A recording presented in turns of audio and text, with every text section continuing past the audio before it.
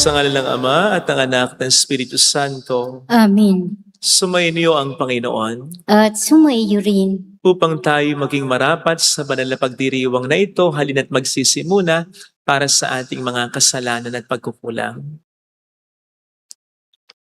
Tayo pong lahat, inaamin ko sa makapangyarihang Diyos at sa inyong mga kapatid na lubha akong nagkasala sa isip, sa salita, at sa gawa, at sa aking pagkukulang.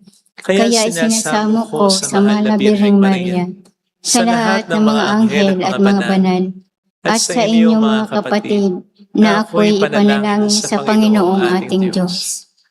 Kaawaan tayo na mapagmahal na Diyos, patawarin sa ating mga sala, at patnubayan hanggang sa buhay na walang hanggan. Amen. Panginoon, kaawaan mo kami. Panginoon, kaawaan mo kami. Kristo, kaawaan mo kami. Kristo, kaawaan mo kami. Panginoon, kaawaan mo kami. Panginoon, kaawaan mo kami. Yumuko tayo, maaaring ibulong sa Panginoon ang ating intensyon.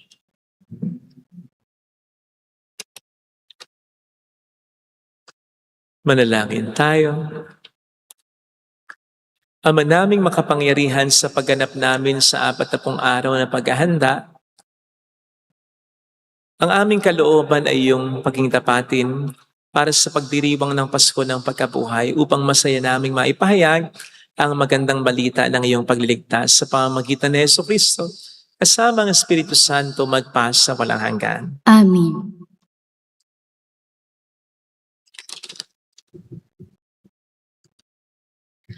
Ang salita ng Diyos mula sa aklat ni Propeta Jeremias.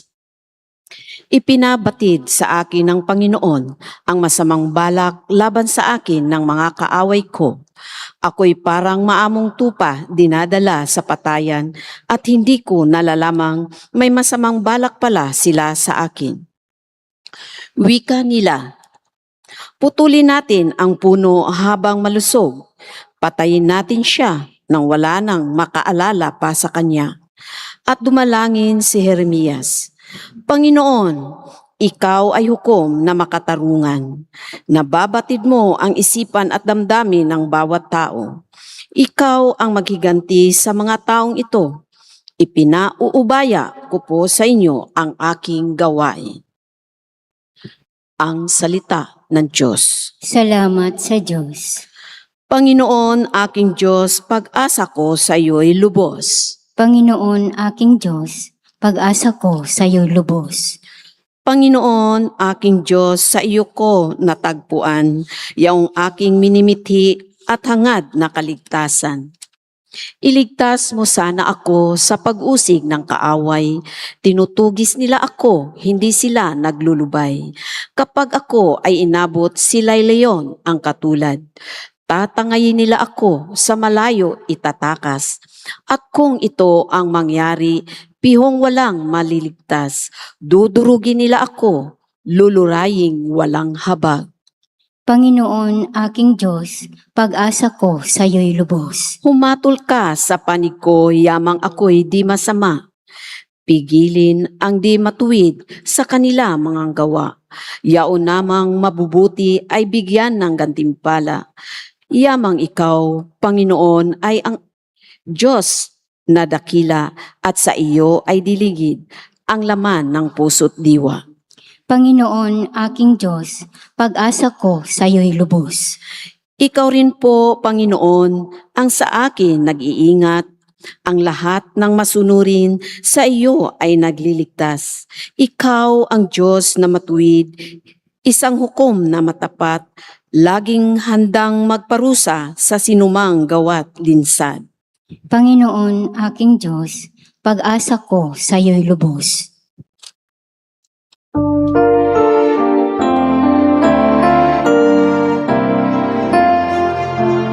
Di ba't sadyang may kapwang sarili, dapat hainan ang pagsisilbi at mamangha, ligaya'y dadali dalisay, pag sa kapwang buhay mo ay naalay.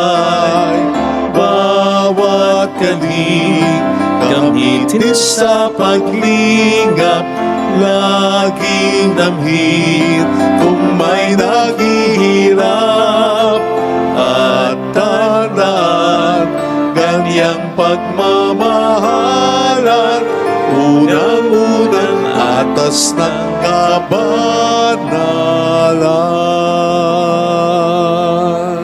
Sumainyo ang Panginoon. At sumaiyo rin. Ang mabuting balita ng Panginoon ayon kay San Juan. Papuri sa iyo, Panginoon. Noong panahong yon, marami sa mga nakarinig kay Jesus ang nagsabi, "Tunay ngang ito ang propetang hinihintay natin. Ito nga ang Mesiyas," sabi ng iba. Ngunit sumagot naman ang iba pa, "Maari bang magbula sa Galilea ang Mesiyas? Hindi ba sinabi ng kasulatan na magmumula ang Mesiyas sa lipi ni David at sa Bethlehem na bayan ni David ipanganganak?" Magkakaiba ang palagay ng mga tao tungkol sa kanya. Ibig ng ilan na dakpin siya, ngunit wala namang nangahas humuli sa kanya. Ang mga kawal na bantay sa templo ay nagbalik sa mga punong saserdote at mga pariseyo.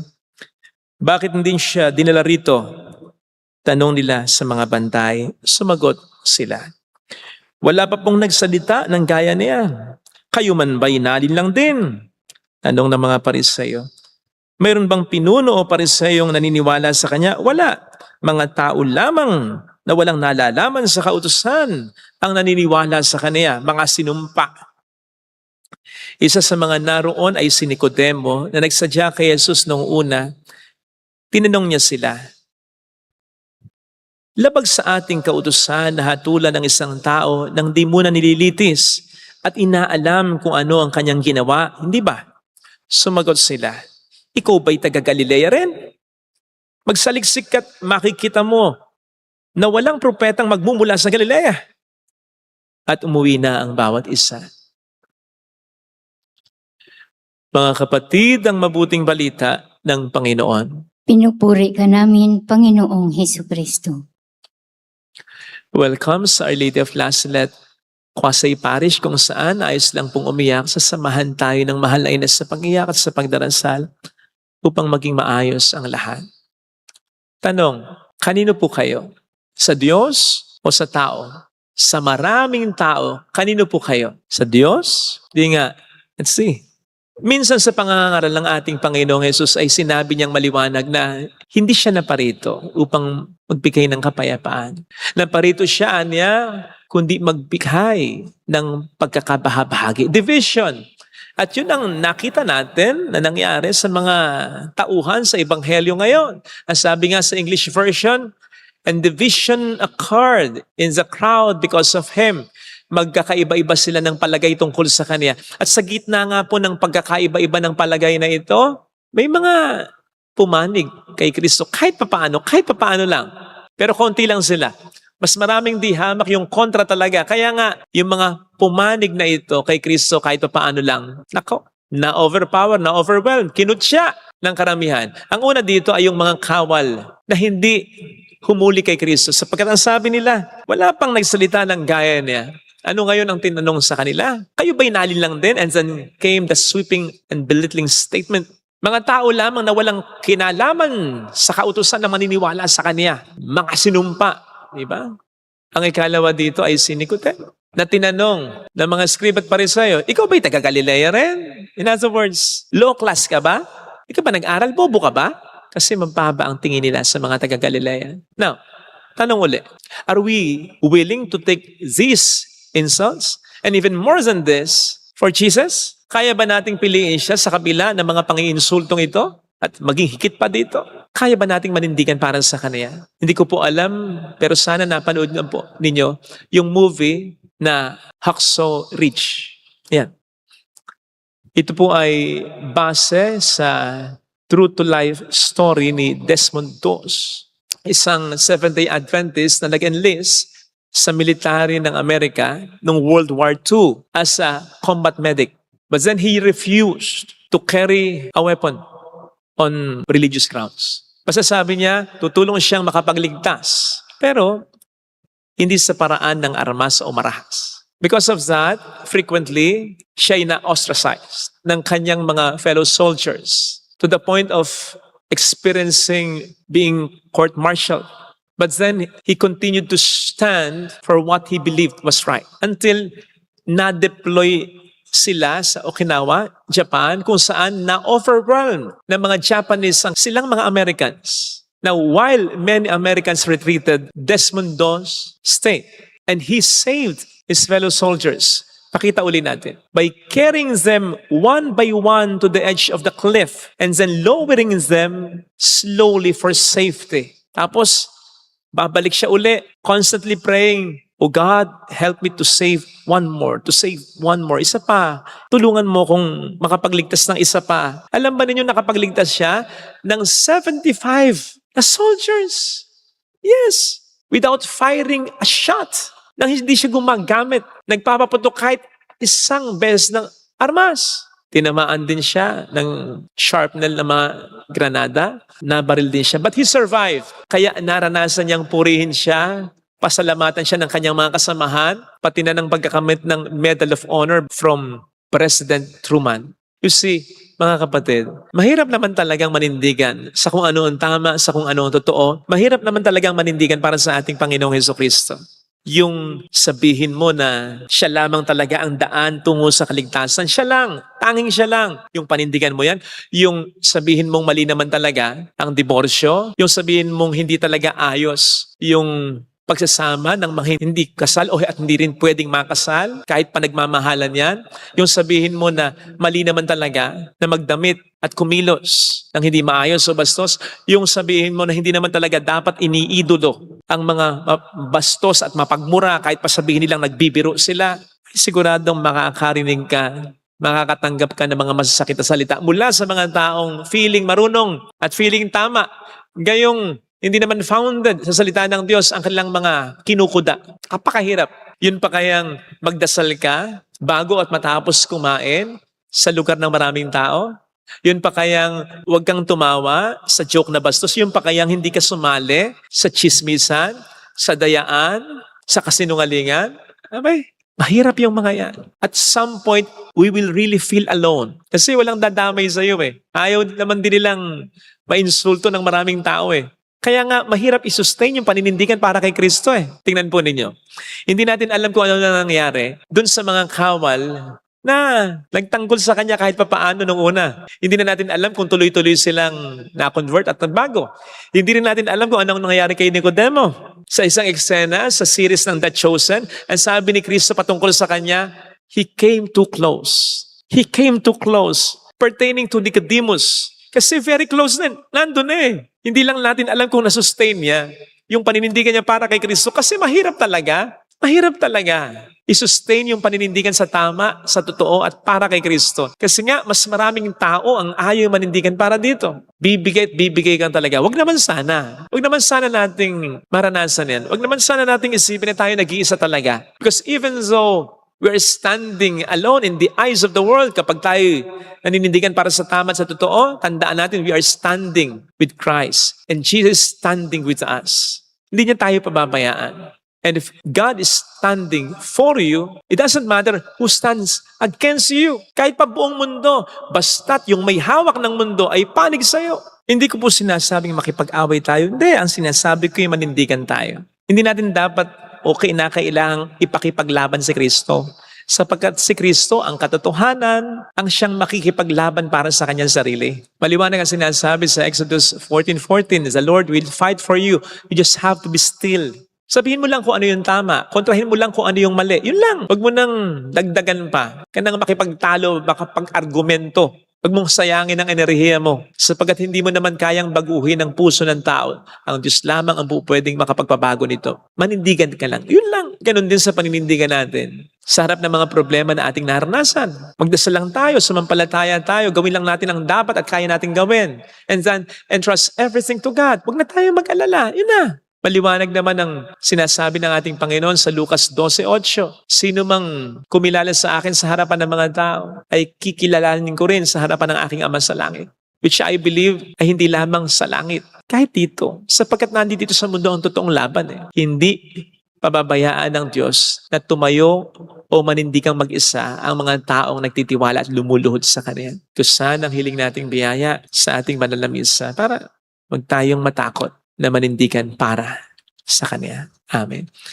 Lagay natin ang ating kanang kamay sa tapat ng ating puso.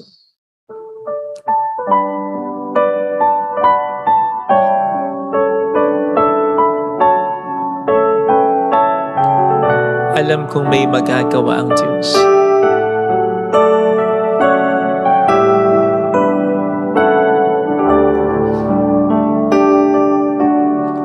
Alam kong may magagawa ang Diyos. Alam kong may magagawa ang Diyos. Alam kong may magagawa Walang imposible sa Kanya. ang Diyos. Kung ako'y magtatapat, Kung ako'y magtatapat sa Kanya'y maglilingkod, sa Kanya'y maglilingkod. alam kong may magagawa ang Diyos. Alam kong may magagawa ang Diyos. Alam kong diringkin ng Diyos ang samo ko, Alam kong di sapagkat mahal niya ako. ng Diyos ang samo ko. Alam kong diringkin ng Diyos ang samo ko, Alam kong di sapagkat alam niyang ng pinagdaraanan. Diyos ang samo ko. Kung ako'y magtatapat, kung ako'y magtatapat sa Kanya'y maglilingkod. alam kong diringkin ng Diyos ang samo. Diringgin ng Diyos Pumikit tayo. ang samo ko. Panginoon, mahirap manindigan sa tama sa kung ano ang kalooban mo. Kasi ang daming mga tao, minsan hindi pa iba sa amin ang kontra, ang ayaw. Pero sino nga bang dapat naming mas panindigan? Ikaw lang. Hindi namin dapat pag-isipan. Tulungan mo po kaming masustain ang aming paninindigan para sa iyo. Para sa kung ano ang tama, para sa katotohanan. Tulungan mo po kaming wag lukohin ang sarili namin. Tulungan mo po kami na sumunod sa kalooban mo para sa amin. Sustain us, O Lord. Fight our battle. Mayroong magandang mangyayari sa iyo. You just have to be still. Kailangan mo lang manindigan at hayaan mo na ang Panginoon. Siya na ang bahala. Gayon din kapag may problema tayo, may sakit, problema sa pera, sa pamilya, gawin mo lang yung kaya at dapat mong gawin. Pagdating ng pagtulog, matulog kang mahimbing. Kasi ang hindi natin kayang gawin, ang Diyos ang gagawa para sa atin. Kay Jesus. Papuri sa Ama at sa Anak at sa Espiritu Santo. Kapara noong sa unang-una, ngayon at magpakailanman at magpasawalang hanggan. Amen. Pag-aalay.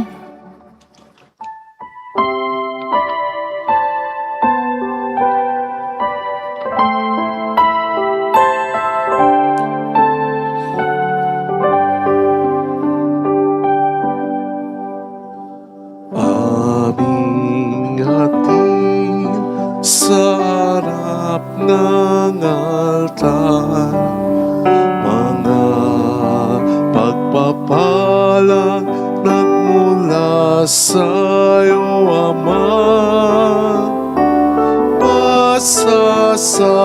Pasasalamat sa biyayang natanggap, pagpupuri sa iyong harapan. Tanggapin ang aming alay, ang alak at tinapay, at pagsaluhan ng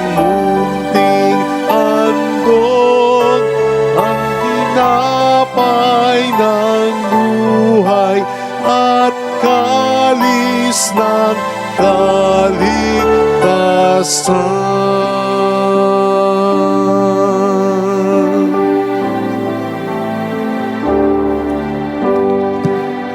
Manalangin tayo, pang ating handog ay maging kalugod-lugod sa Diyos samang makapangyarihan.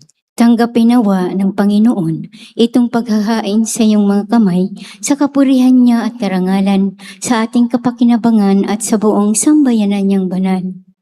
Ama naming lumikha, sa paghahain namin ng mga alay upang ipagdiwang ang iyong banal na tipan, patawarin mo ang aming mga kasalanan at itaguyod mo ang lunggatin ng aming kalooban sa pamamagitan ni Jesucristo kasama ang Espiritu Santo magpa sa walang hanggan. Amen. Sumainyo ang Panginoon. At sumaiyo rin. Itaas sa Diyos ang inyong puso at diwa. Itinaas na namin sa Panginoon. Pasalamatan ng Panginoong ating Diyos. Marapat na siya ay Ama pasalamatan. naming makapangyarihan, tunay ngang marapat na ikaw ay pasalamatan sa pamamagitan ni Jesucristo na aming Panginoon. Sa aming kusang pagtitiis ng hirap, tinutulungan mong aming maitumpak ang kinamihastang pagsalungat sa pananagot ng iyong iniatas. Sa aming pagtulad sa anak mong mahal, nagpakasakit para sa tanan, ang pag-isikap namin iyong kinalulugdan at ang pagpapakabuti namin iyong ikinararangal. Kaya kaisa ng mga anghel na nagsisiawit ng papuri sa iyo ng walang humpay sa kalangitan, kami nagbubunyi sa iyong kadakilaan. Santo, Santo, Santo, Panginoong Diyos na mga hukbo, napupuno ang langit at lupa ng kadakilaan mo. Osana sa kaitaasan. Pinagpala ang naparirito sa ngalan ng Panginoon. Osana sa kaitaasan. Ama naming banal, ikaw ang bukhal ng tanang kabanalan. Kaya't sa pamamagitan ng iyong Espiritu gawin mong banal ang mga kaloob na ito upang para sa amin ay maging katawan at dugo ng aming Panginoong Hesukristo. Bago niya pinagtiis ang kusang loob na maging handog, ginawakan niya ang tinapay, pinasalamatan kaniya, pinaghati-hati niya iyon, niabot sa kaniyang mga alagad at sinabi, "Tanggapin ninyong lahat ito at kanin. Ito ang aking katawan na ihahandog para sa inyo."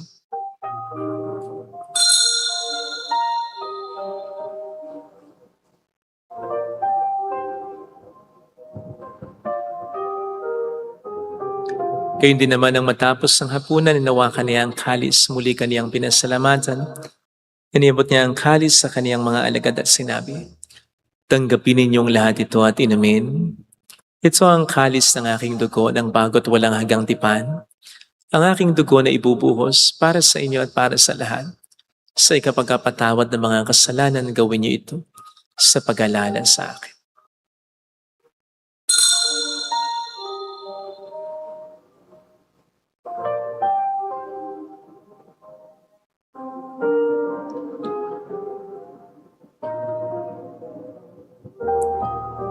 Ang misteryo ng ating pananampalataya. Si Kristo'y namatay, si Kristo'y nabuhay, si Kristo'y babalik sa wakas ng panahon. Ama, ginagawa namin ngayon ang pag-alaala sa pagkamatay at muling pagkabuhay ng iyong anak. Kaya inialay namin sa iyo ang tinapay ng buhay at ang kalis ng kaligtasan. Kami nagpapasalamat dahil kami iyong minarapat na tumayo sa harap mo para maglingkod sa iyo. Sinasamo namin kami na magsasalo sa katawan at dugo ni Kristo ay mabuklod sa pagkakaisa sa pamamagitan ng Espiritu Santo. Ama, lingapin mo ang iyong simbahang laganap sa buong daigdig. Puspusin mo kami sa pag-ibig kay San Leon na aming Papa, ni Janice na aming Obispo at ang Tanang Kaparian. Alalahanin mo mga kapatid naming nahimlay na may pag-asang sila'y muling mabubuhay, lalo ng aming mga kakilala, mga mahal sa buhay. Kaawaan mo sila at patuloyin sa iyong kaliwanagan. Kaawaan mo at paging tapatin kaming lahat na makasalo sa iyong buhay na walang wakas, kaysa ang mahal na Birhen ng Lasalet, ang ina ng Diyos, isanusay ang kabiyak ng kanyang puso lahat ng mga banal na namuhay dito sa daigdig ng kalugod-lugod sa iyo. May pagdiwang nawa namin ang pagupuri sa ikararangal mo sa pamamagitan ng iyong anak na aming Panginoong Hesukristo. Sa pamamagitan ni Kristo, kasama niya at sa Kanya, ang lahat ng parangal, papuri ay sa iyo, Diyos amang makapangyarihan, kasama ang Espiritu Santo, magpasawalang hanggan. Amen,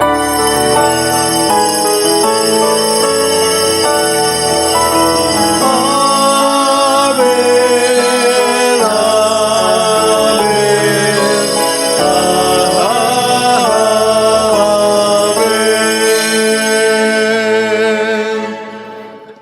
Tumawag tayo sa Ama.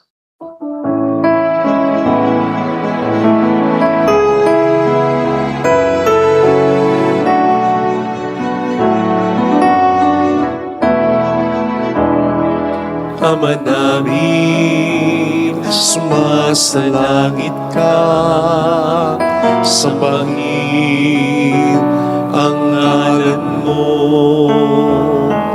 Mapasa amin ang kaharian mo. Sundin ang loob mo dito sa lupa para nang sa langit. Bigyan mo kami ngayon ng aming kakanin sa araw-araw, at patawarin mo kami sa aming mga sala, para ng pagpapatawad namin sa nagkakasala sa amin. At huwag mo kaming ipahintulot sa tukso, at iadya mo kami sa lahat ng masama.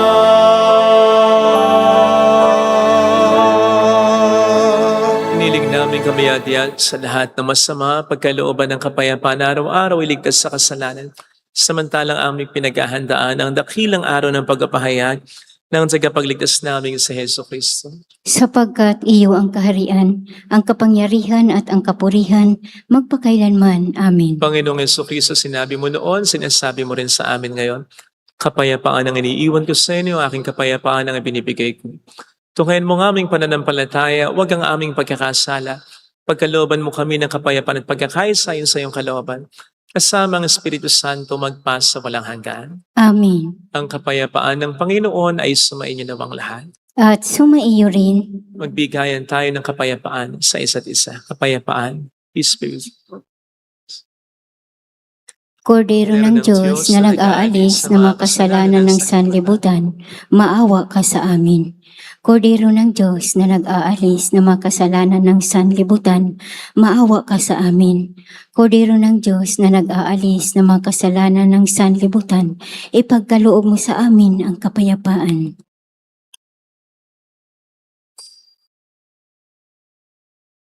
Narito sa harap natin ng Panginoon ang ating buhay at kaligtasan. Mapalad tayong inaanaya. Panginoon, hindi ako karapat-dapat na magpatuloy sa iyo, ngunit sa isang salita mo lamang ay gagaling na ako.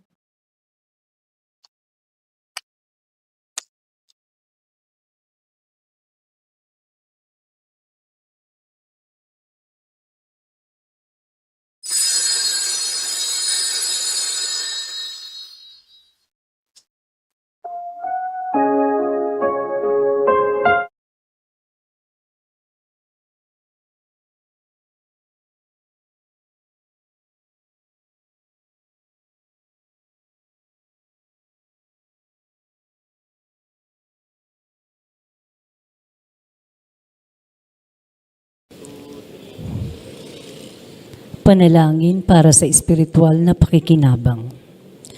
Panginoong Hesus, ako ay naniniwala na ikaw ay nasa kabanal-banalang sakramento. Iniibig kita ng higit sa lahat at ninanasa kong tanggapin ka sa aking kaluluwa.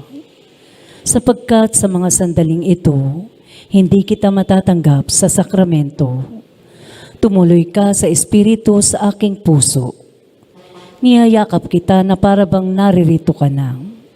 Inaalay ko ng buong buo ang aking sarili sa iyo. Huwag mong hayaang mawalay ako sa iyo. Amen.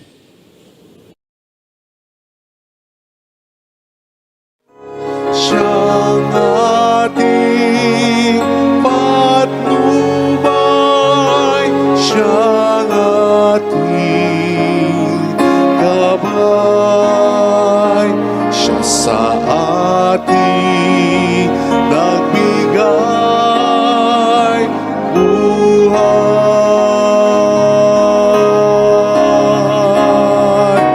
Si Jesus ang katotohanan, si Jesus ang daan, siyang ating Panginoon magpakailan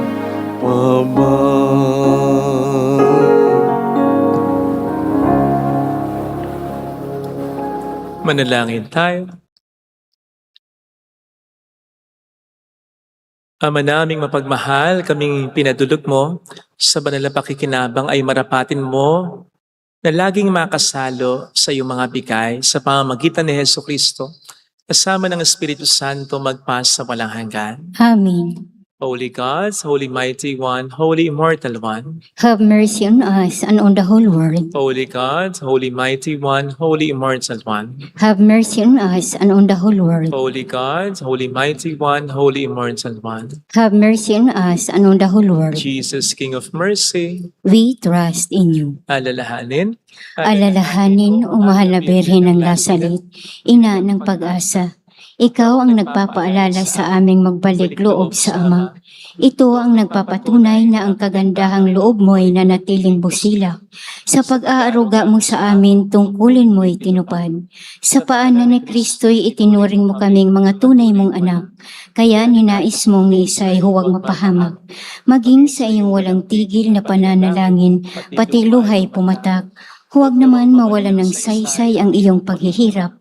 Hiling nawa namin sa iyo o aming inang liyag na matapos ang pakikibaka namin sa mundong ito at sa pananatili naming tapat kay Kristo, sa kapurihan mo'y makabahagi kaming ganap upang kung nasaan ka ngayon ay maparoon din kaming lahat at ang kaganapan ng kaluwalhatian ng Diyos Amay tuluyang matupad siya nawa. Mahal na Birhen ng Lasalet, tagapagkasundo ng mga makasalanan. Ipanalangin mong walang patid kaming mga dumudulog sa iyo. Marami pong salamat sa inyong pakikisa at sa mga tulong na binibigay ninyo na nagiging dahilan para makatulong din po tayo sa iba. Marami pong salamat. Ang Panginoon na po ang bahalang gumanti sa inyo. Alam na po niya mga pangalan ninyo. Yun po ang lagi namin, lagi kong personal na dasal dito. Salamat po. Sumainyo ang Panginoon. At sumaiyo rin. Palayan kayo kasama ang ating pamilya na mapagmahal na Diyos, ng Ama at ng Anak, ng Espiritu Santo. Amen. Umayo tayo sa pag-ibig ni Kristo. Salamat sa Diyos. Thank you rin po.